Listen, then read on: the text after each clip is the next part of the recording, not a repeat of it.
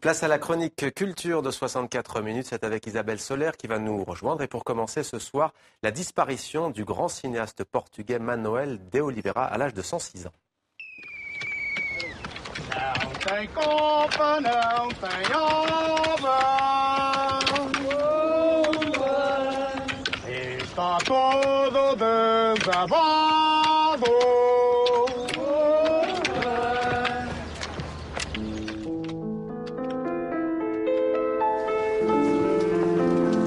O senhor é o fotógrafo, não é? Acompanhe-me, por favor. Tão jovem, casada há tão pouco tempo. Deste lado. Deste lado ficaria melhor.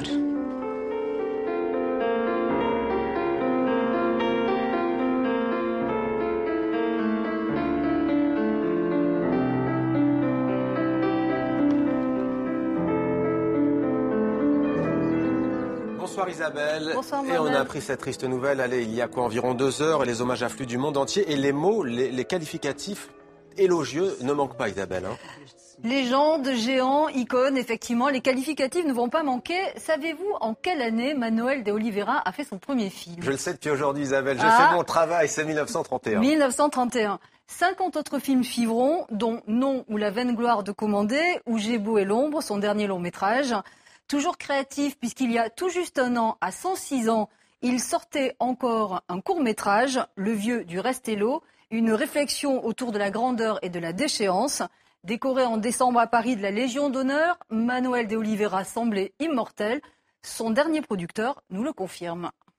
Nous avons sorti ces 5 derniers films, et c'est vrai qu'à chaque fois que l'on sortait ces films au cinéma, l'argument pour mon programmateur de l'époque, c'était de dire toujours aux exploitants, écoutez, prenez, il faut quand même bien dire que le cinéma de Manuel est quand même parfois du cinéma, on va dire, pointu, d'arrêt d'essai assez pointu, donc on avait quelquefois des réticences des exploitants, et donc pour les convaincre, dire, mais c'est un maître du cinéma, c'est son dernier film, pour absolument que vous le programmiez. Alors, une fois ça va, 2 fois ça va, au bout du 3e film, ils disent, mais vous nous dites toujours la même chose, et toujours le même argumentaire. Donc ça faisait rire tout le monde. Moi je me souviens d'avoir par exemple, à chaque fois que Manuel venait à Paris pour les avant-premières, il dormait toujours dans le même hôtel, la même chambre, donc derrière le cinéma 7 Parnassien, donc voilà. Et je me souviens qu'un jour il pleuvait un petit peu dans la rue, donc j'avais peur qu'il glisse, il y avait un petit peu une espèce de marbre au sol, et c'était un peu légèrement glissant. Et Manuel, toujours très très fier, m'avait donné un coup de canne sur la tête en disant mais non, tout va bien, vous inquiétez pas. Voilà, c'était quelqu'un d'extrêmement, en pleine énergie et toujours très lucide en fait. Chaque film était une leçon de cinéma, ne serait-ce que dans la rigueur, dans la forme, dans les émotions, en même temps toujours avec une très grande tenue. Et on reviendra sur cette disparition dans nos prochaines éditions. Bien entendu, la littérature à présent, Isabelle, avec le Salon du Livre de Genève qui est à l'honneur à Paris. Sa présidente a présenté ce matin le programme 2015 à la presse. Oui, c'était ce matin à l'UNESCO. On ne le sait pas forcément, mais Genève, c'est le 2e salon le plus important après celui de Paris. Présentation sous l'angle de l'humour à la mode suisse. Psst. Le Salon du Livre de Genève vous interpelle. Au cœur de l'édition 2015, ces onomatopées qui font le sel de la langue et la joie des francophones et Vlan. Chauffe Marcel, l'eau à la bouche, touchous, qui est francophone. Les romans utilisent touchous pour dire on y va, ça va très vite, évidemment en ayant pompé auprès de leurs voisins alémaniques. La francophonie est déjà à Genève. Nous nous sommes rendus compte ces dernières années que nous avions développé un pavillon des cultures arabes.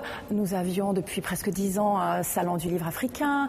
Nous avons créé une belle scène suisse pour montrer le dynamisme de l'édition et de la littérature suisse. Nous avons nos amis québécois, nos amis belges. Et tout ce petit monde trouve un grand plaisir à se retrouver à Genève. Hors de question pour les Africains de rater ce rendez-vous culturel, basé cette année sur la transversalité des moyens d'expression. On a pensé au fait que l'Afrique était connue dans le monde d'abord par sa sculpture et sa musique. Et cette année, on voulait mettre l'accent sur le dialogue entre littérature, art et musique. Et c'est important pour nous. Parce que c'est vrai que la littérature est jeune, mais la sculpture africaine, la musique africaine sont quand même des arts qui ont fait le tour du monde et c'était important de le souligner cette année. Tournée d'adieu pour le Buena Vista Social Club.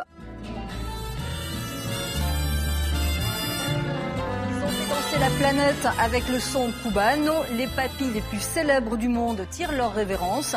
Mais swing oblige, ils le font en musique avec un adios tour.